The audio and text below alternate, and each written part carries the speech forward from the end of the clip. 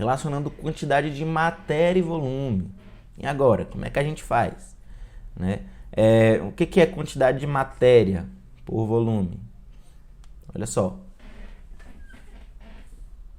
Vamos lá. Vamos agora entender que isso é uma relação que também vai estar muito ligado às soluções. Né? Qual é que é a quantidade agora dessa vez, não em grama, mas em mol, né? Em quantidade de matéria do NaCl aqui dentro.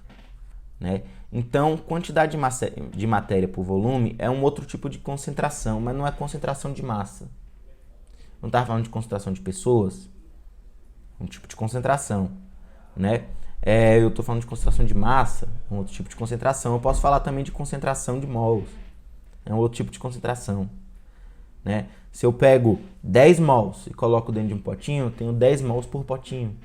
Né? Se eu pego 20 mols e coloco dentro de um potinho, eu tenho 20 mols por potinho. Então é a concentração de mols dentro de um volume que é o potinho. Né? Se esse potinho tiver 1 litro, é mols em 1 litro. Né? É mols em 2 litros. Tá? Então, nesse caso, o volume vai ser o volume de um solvente, ou seja, a água, e a quantidade de matéria vai ser uma quantidade de matéria de um soluto, que seja um sal, né, no caso daquele exemplo que eu usei. Então, vamos lá. Da mesma maneira, o que a gente vai fazer? Olha só, vamos relacionar. Né? Eu tenho uma determinada quantidade de matéria em mol em um determinado volume, no caso em litro. E eu tenho essa nova grandeza, esse novo fator de conversão, tá? Que vai ser capaz de relacionar a quantidade de matéria e volume. Vamos fazer exemplos que a gente vai conseguir trabalhar com isso tudo, que vai ser o que? A molaridade. Molaridade. Isso daqui, gente, molaridade é o que? Molaridade é uma propriedade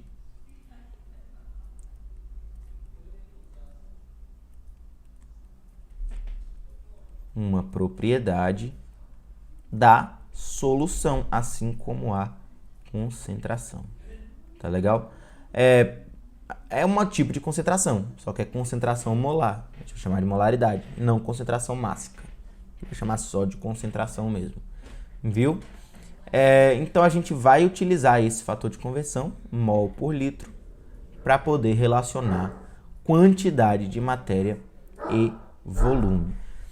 Vai anotando tudo, vai guardando tudo aí no seu caderninho, e quando a gente chegar na parte prática, na parte das questões, vai ser mais fácil entender, tá bom?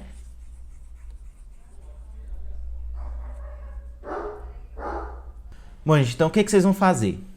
Vocês vão copiar isso daqui, vocês podem copiar numa cartolina, vocês podem tirar uma foto imprimida no tamanho de um quadro e botar na parede de vocês. Porque tudo que vocês precisam saber para qualquer questão de cálculos químicos tá aqui. É isso.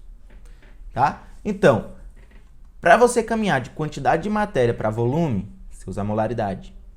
Para você caminhar de volume para quantidade de matéria, usa a molaridade.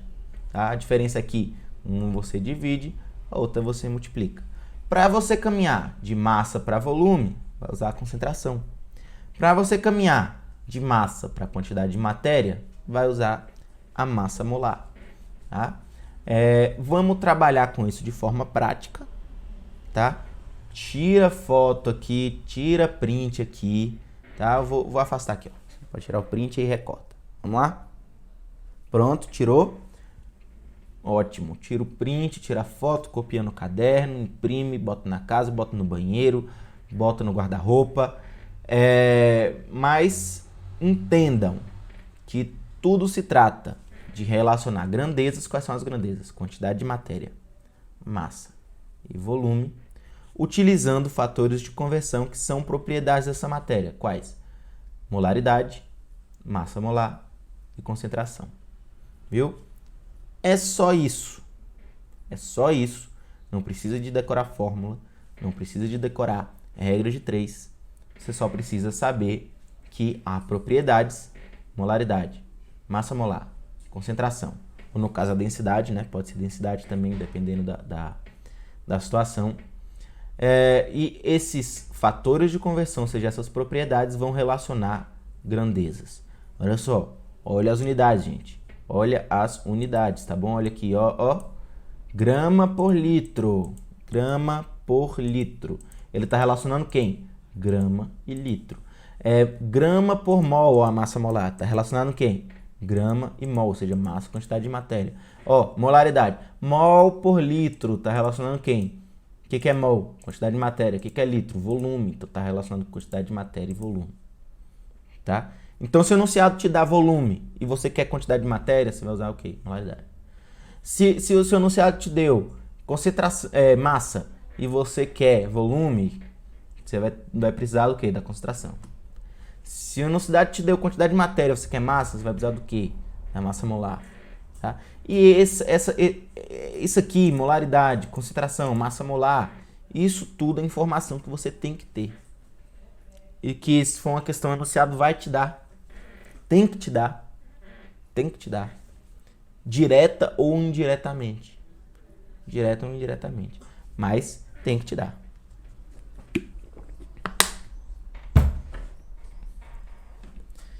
Aí muita gente já me perguntou sobre aquela coisa do volume molar nos gases. Né? Então o que é o volume molar? O volume que ocupa um mol de gás. Né?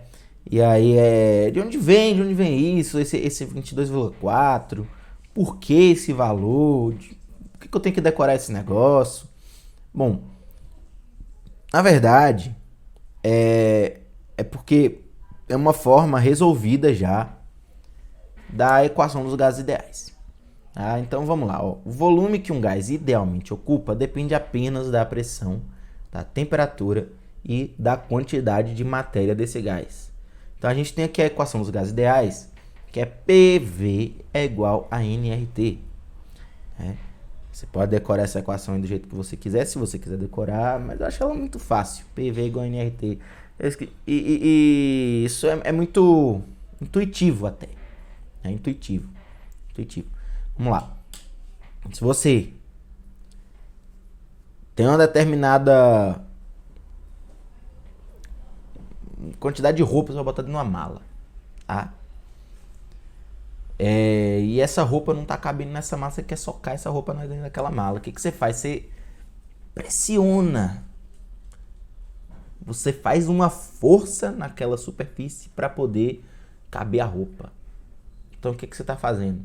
Você está aumentando a pressão dentro da mala para poder caber mais quantidade de roupa nesse determinado volume. Tá? Então você já vê aí uma proporcionalidade aí de forma prática entre pressão e volume. Né? Se você quer mais matéria num volume reduzido, você tem que fazer o quê? Você tem que aumentar a pressão. Né? Mas se tratando de gases e de líquidos, entra aí também a coisa da temperatura. Façam um experimento em casa. Pega água quente, coloca dentro de uma garrafa PET, fecha, e coloca na geladeira. Aí daqui a umas 2 horas você vai lá buscar. Vê o que acontece com a garrafa PET. Vê lá. Depois você manda uma mensagem dizendo, pode mandar uma mensagem dizendo, professor, aconteceu tal coisa com a garrafa PET. Tá? E aí você vai olhar para essa equação aqui, e a partir dessa equação aqui você vai me explicar o que aconteceu. Tá? Faça isso. É um experimento aí para você fazer em casa, para poder você entender. Então vamos lá. Basta substituir valores. Tá, gente? Olha só. Essa equação descreve os gases ideais. O que é um gás ideal? É um gás que, idealmente, você tem as moléculas separadas o suficiente umas das outras para elas não interagirem. Tá? Então, o gás ideal ele pressupõe que uma molécula não interage com a outra. Isso é gás ideal. A gente tem a pressão de uma ATM, tá? Nas CNTPs, por exemplo, né? A gente tem o volume de um litro, né? Porque a gente quer o volume molar. Não, na verdade o volume a gente não sabe, né? Isso a gente tem um determinado volume. A gente tem 1 mol, né? Porque a gente quer o volume molar, então 1 mol. A gente tem R, que é a constante ideal dos gases, né? Que é 0,082 litro atm Kelvin mol. E a gente tem a temperatura aqui em Kelvin, né? A temperatura em Kelvin vai ser 273 Kelvin, né? Que vai ser a 273 Kelvin, que é 0 graus Celsius, né? O volume aqui está em litro, tá? Vou botar aqui litro. Pronto. Então, a gente resolvendo essa equação, vamos lá, vou trazer a calculadora aqui, para ficar visível para vocês. Então, a gente tem aqui 273, que vai multiplicar 0,082. E a gente vai ter aqui, né, os 22,38 aproximando 22,4. Né? 1 a gente passa para cá e divide, então não faz diferença. 22,4 litros. Então daqui que vem, viu? Daqui que vem, se você, por acaso, esquecer do valor, ou tiver na dúvida do valor, é 22,4, é 24,2, é 23,5, não lembra? E lembrar da equação, PV igual a nRT, faça a conta. Faça a conta. Viu? Aí você não esquece.